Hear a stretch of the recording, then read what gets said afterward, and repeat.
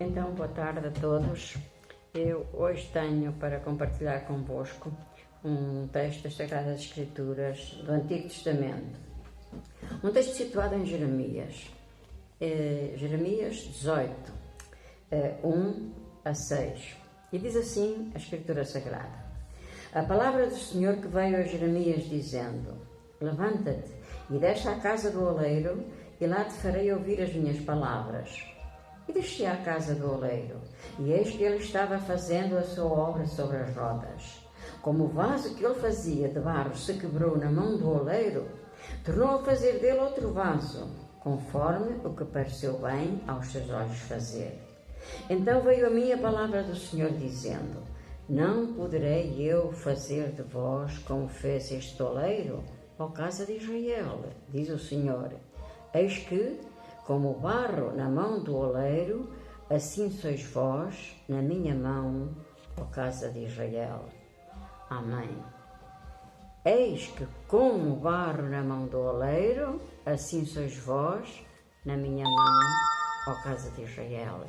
Esta é realmente uma obra maravilhosa, uma obra tremenda, que só o nosso Deus pode fazer, porque é a obra que Ele faz no coração de todos aqueles que chegam a seus pés, em espírito e em verdade, em verdadeiro arrependimento e fé, com humildade de coração e dispostos a servi-lo em tudo, e com a sua vida, não só com o seu dinheiro, com os seus haveres, com tudo aquilo que têm nesta terra.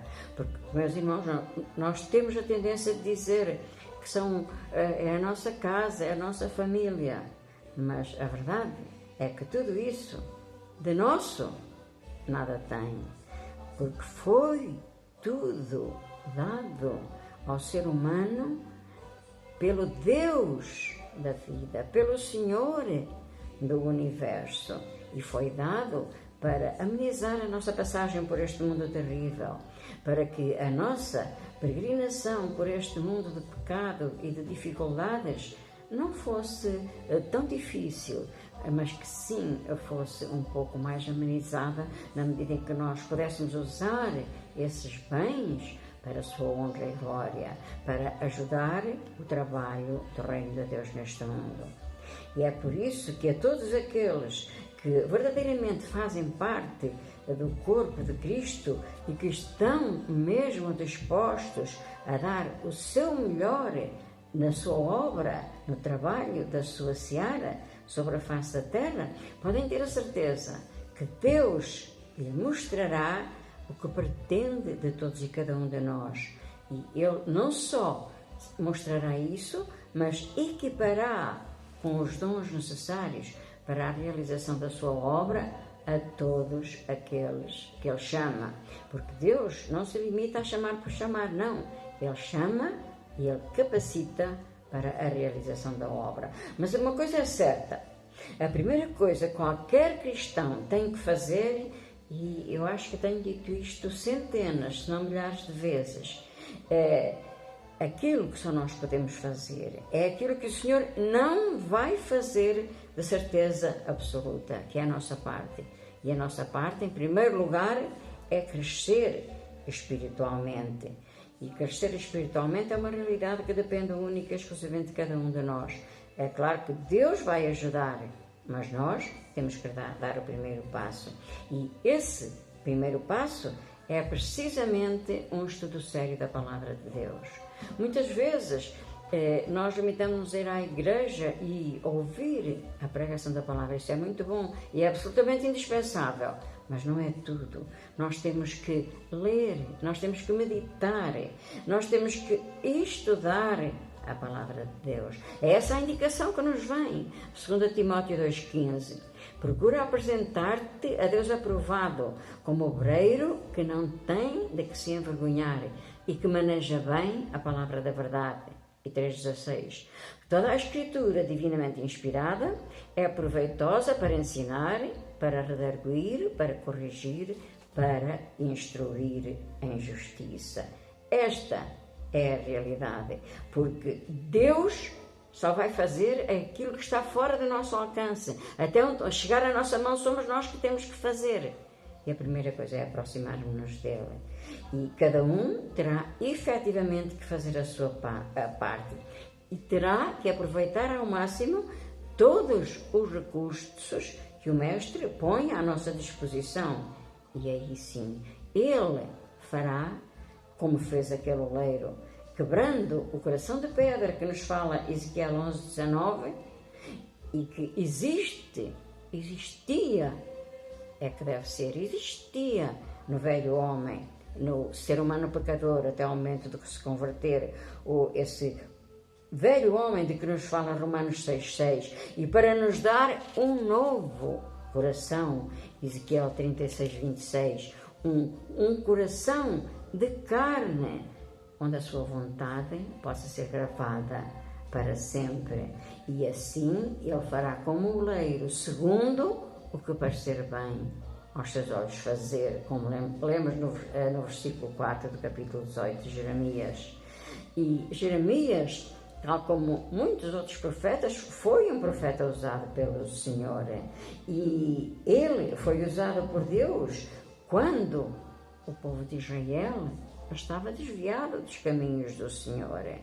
E Israel era esse vaso que estava na mão do oleiro e que, apesar de todos os cuidados, tinha quebrado. Eu não sei quantos de vós já viram um oleiro a trabalhar, mas ele trabalha num aparelho chamado torno, em que está a rodar continuamente consoante o seu pé, o pedal que o seu pé carrega faz rodar. E por muito cuidado que eu tenha, há sempre vasos que se quebram. E aquele vaso tinha-se quebrado. Israel é esse vaso quebrado. Mas a verdade é que Deus, apesar do povo de Israel ter pecado, decidiria pôr em prática o seu plano, aquele plano que ele prometeu a Abraão e que ele honraria com a sua palavra e com a concretização desse plano. E então ele iria restaurar esse vaso quebrado, fazendo dele um vaso novo consoante a sua soberana e divina vontade, e um vaso novo exclusivamente para a sua honra e glória, como nos diz o 18:6. E então, para que na verdade nós possamos verdadeiramente crescer espiritualmente cada vez mais, nós temos que estar unidos ao corpo de Cristo que é a sua igreja militante, a igreja sobre a face da terra, que está trabalhando, que está dando o seu melhor, para que um dia possa ser igreja triunfante, tendo já ficado o pecado e o mal para trás, que ela venceu, e estando junto com o seu Senhor. Mas para isso é realmente necessário que demos a maior atenção à palavra de Deus e que sigamos as suas instruções, precisamente como fez Jeremias no versículo 2. Deus lhe disse: levanta-te e desce à casa do oleiro, e lá te farei ouvir as minhas palavras.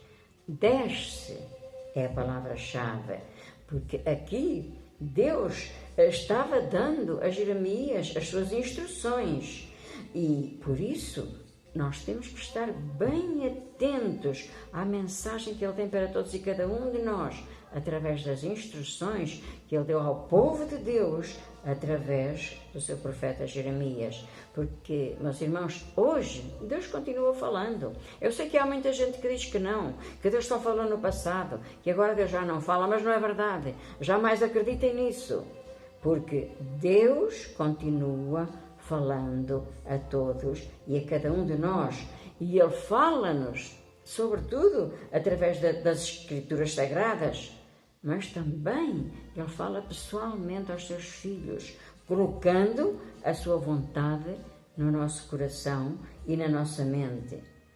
Se nós fizermos a nossa parte, isto é, se nós soubermos ouvir e escutar bem a sua voz mansa e suave. Para isso nós temos que fazer silêncio dentro de nós. Nós não podemos limitar-nos a fazer orações, mesmo por muito prolongadas, grandes que sejam, apenas orações de petição.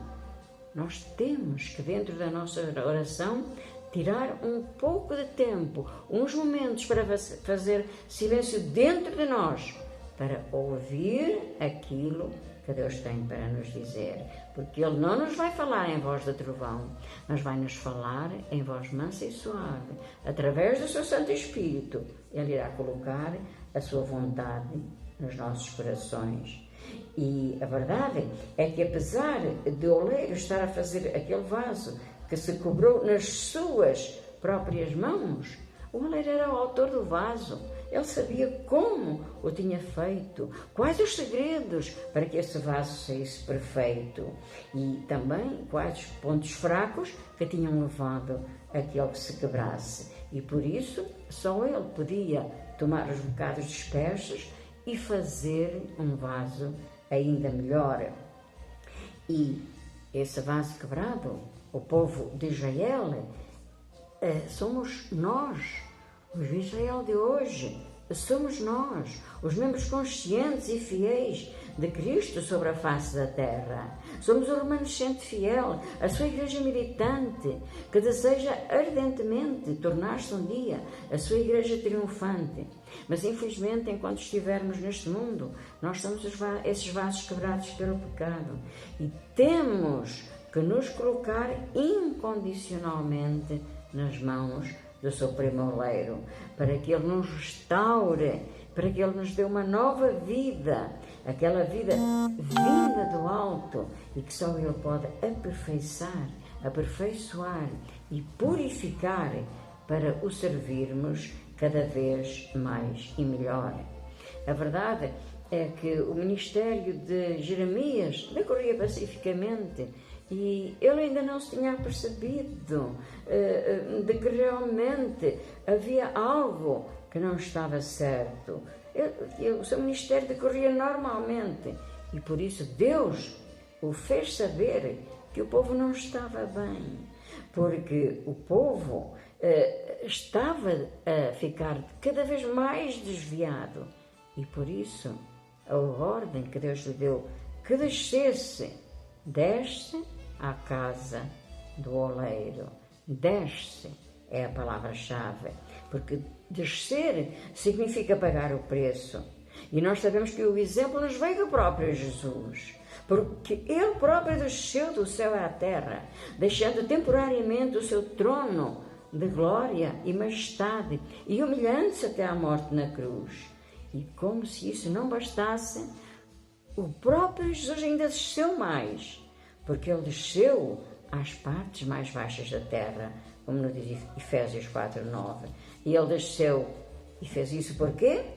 Porque as maiores necessidades muitas vezes não estão junto de nós, estão lá embaixo, em locais em que nós temos por vezes relutância em chegar, porque é necessário descer até elas.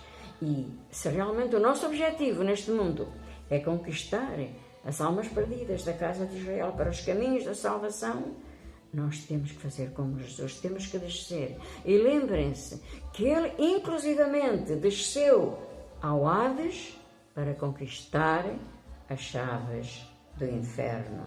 E nós sabemos que ninguém gosta de descer, porque descer significa humilhar-se.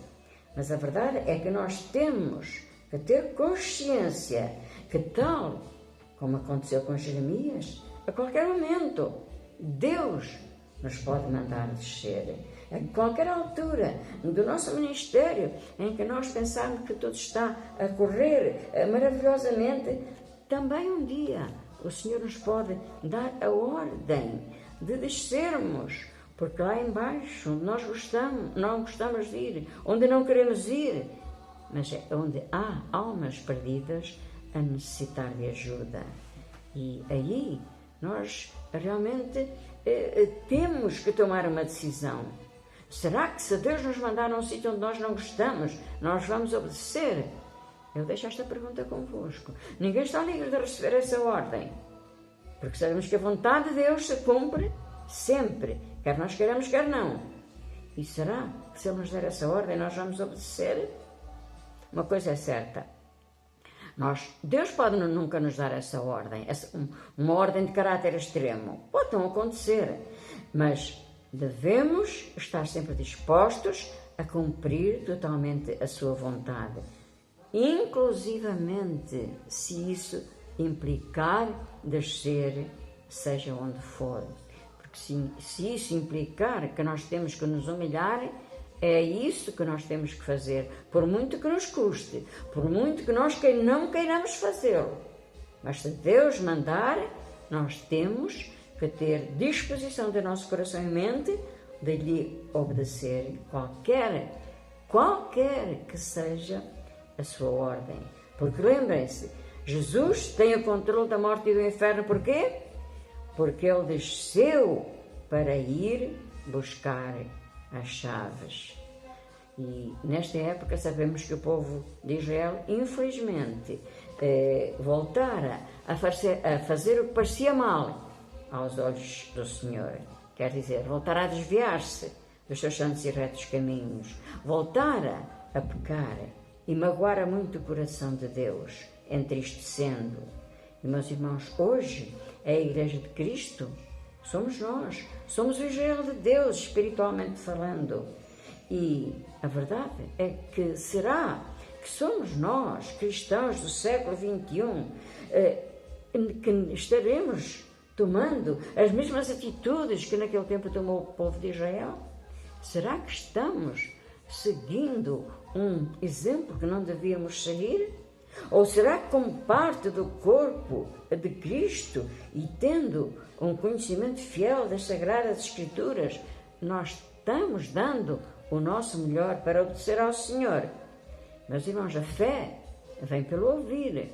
É absolutamente necessário que nós ouçamos a exposição da Palavra de Deus, porque a verdade é que hoje o Israel de Deus, a Igreja, e esta Igreja é generalizado, abrangendo todas aquelas denominações que pregam a Palavra de Deus e que invocam o nome do Senhor.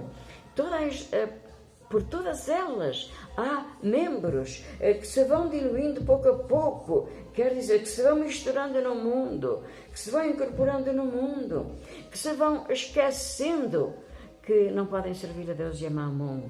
E muitas vezes a verdade é que a Igreja de Deus vai ficando fraca e vai acabar por refletir no seu seio o mundo que está à nossa volta, em vez de o conquistar para o Senhor.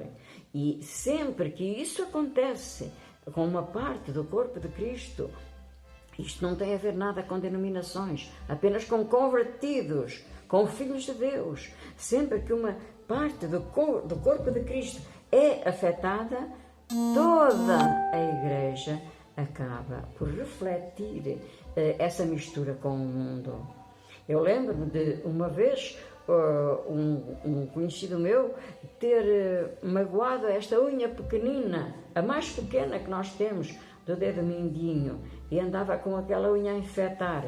E a verdade é que toda a sua vida se refletiu nisso. Ele ficou doente, teve que ir ao médico, teve que tomar antibióticos. E a sua disposição, que era normalmente de um rapaz alegre e divertido, se tornou de uma pessoa soturna, de uma pessoa triste, de uma pessoa que está de mal com o mundo.